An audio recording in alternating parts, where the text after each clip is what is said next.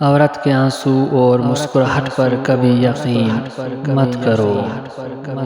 دوسرے شخص پر تنقید کرنے سے پہلے اپنی غلطیوں کے بارے میں بات کرے۔ ہنسی مذاق اور غصے کے وقت پتہ چل جاتا ہے کہ آدمی اندر سے کتنا مہذب ہے۔ کنجوس انسان بھوک سے مرتا ہے اور اس کے بچے بد ہضمی سے مرتے ہیں۔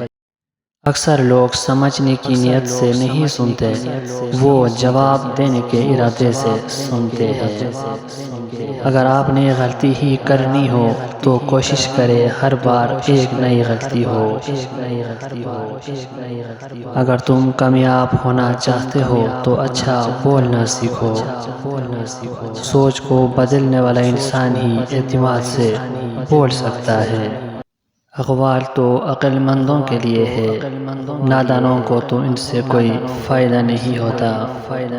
جو تیرے سامنے اوروں کی برائی کرتا ہے اور وہ اوروں کے سامنے تیری برائی ضرور کرے گا۔ شیخ سعدی فرماتے ہیں دنیا میں آنا آسان ہے لیکن اس سے چھٹکارا پانا مشکل ہے۔ شیخ سعدی فرماتے ہیں تعلیم انسان کو بولنا تو سکھا دیتی ہے مگر یہ نہیں سکھاتی کہ کب کہاں اور کتنا بولنا ہے۔ کسی کو اتنا پیار دو کہ کوئی گنجائش نہ چھوڑو، اگر وہ پھر بھی تمہارا نہ بن سکے تو اسے چھوڑ دو، کیونکہ وہ محبت کا طلبگار نہیں بلکہ وہ ضرورت کا پجاری ہے۔ جو شخص دوسروں کے غم سے بے غم ہے وہ آدمی کہلانے کے مستحق نہیں۔ ایک جگہ ایسی ہے جو شہوت کی آگ کو تیز کر دیتی ہے اور وہ ہے ایسی سماع یا مجلس جہاں مردوں کے ساتھ عورتیں بھی موجود ہو اور حاضرین مجلس جوان اور اہل غفلت ہو، اور ایسی مجلس حرام ہے۔